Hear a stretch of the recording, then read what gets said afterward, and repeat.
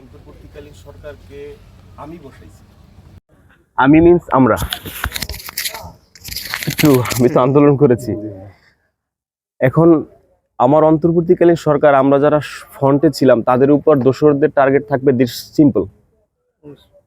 তো আপনি দেশের মানুষের নিরাপত্তা যদি না দিতে পারেন, আমরা যারা ফ্রন্টে থেকে আমরা আন্দোলন নিজের স্বার্থে করিনি। আমি এত আন্দোলন করেছি, এতই করেছি, উপদেষ্টা হওয়ার জন্য কখনো বলিনি আমাকে 5 টাকা দাও আমাকে উপদেষ্টা হও। দেশের জন্য করেছি, দেশ তার হাতে বুঝাই দিচ্ছি, নিজের কাজ করতেছি। ধানমন্ডি 32-এ আমজনতা আসলো, মনে হলো এটা যৌক্তিক, যাই গেছি। এখন সে আমার ঘরে যদি এখন হাসিনা সে এখানে পোড়াই দেয় নাই, হাসিনার দোসররা পোড়াই দিছে। এখন আমার দেশের আইন শৃঙ্খলা রক্ষাকারী বাহিনীর প্রতি আমি শ্রদ্ধাশীল, এটা সম্ভব। আইন শৃঙ্খলা আমাদের সেনাবাহিনী আছেন, পুলিশ আছেন, ডিবি আছেন, গোয়েন্দা সংস্থা আছেন, জিনপুতে এসে পোড়াই দেয়নি, মানুষই পোড়াইছে।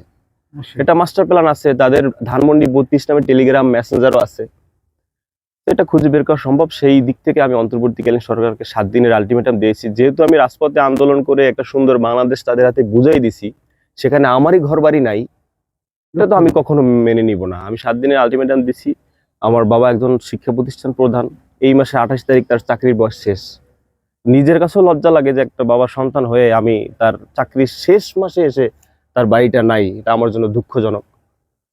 বাসার ভিতরে 6 জন পার্সন ছিল, আমার বাবা মা ভাই ভাবি, 4 মাসের আমার ভাতিজি হয়েছে, অনলি 4 মান্থ, এবং 4 বছরের ভাতিজা।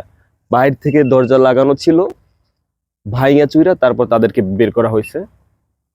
তো লাস্ট যেটাই বলতে চাই ভাইয়া, আমার দেশের আইন শৃঙ্খলা রক্ষাকারী বাহিনী অনেক শক্তিশালী। আজকে যদি হাসিনা জয় হয়ে যেত, আমি কাফি গুলি জায়গায় থাকতাম, আমি কাফি জেলে থাকতাম, তাহলে সেখানে আজকের ছাত্রলীগ তারা ঘুরে বেড়াচ্ছে, তারা এই যে আমি পোস্ট করছি ভিডিও আমার ঘর পুড়ে গেছে, তারা হাসতেছে, তারা বলছে তুমি ধানমন্ডি পড়াইছো এখন রিভেঞ্জ পাইছো। তা আমার অন্তর্বর্তীকালীন সরকার কি করে? অন্তর্বর্তীকালীন সরকারকে তো বিপ্লবী সরকার হওয়ার কথা। তা আমি আলটিমেটাম ওটাই দিছি, তুমি 7 দিনের ভিতরে আমার ঘর যদি পুনর্গঠন না করো, আমার ক্ষতিগ্রস্ত যারা করছে তাদেরকে আইনের আওতায় যদি তুমি না আনো, আমি আমার পুরো ঘরের সামনে রাজপথে আমি কাফি একা দাঁড়াবো, দরকার হয় আমি বিপ্লবী সরকার ডাক দিব।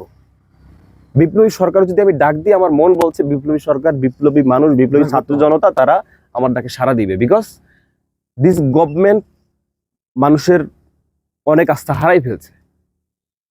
15 বছর পর আমরা একটা দেশ উদ্ধার করলাম, আপনাকে তুলে দিলাম, যারা উদ্ধার করলাম, আমি তো ভাই উদ্ধার করেছি, আমি তো স্লোগান দিছি ভাই,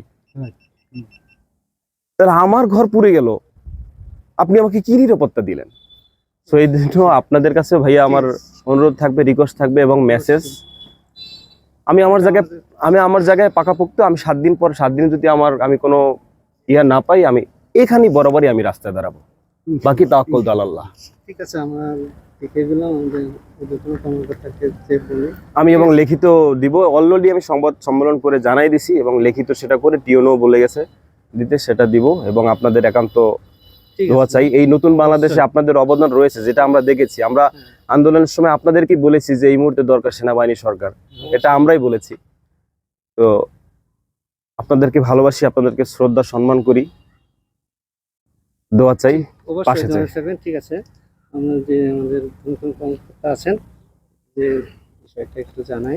জি ইনশাআল্লাহ ভাইয়া। আসসালামু আলাইকুম।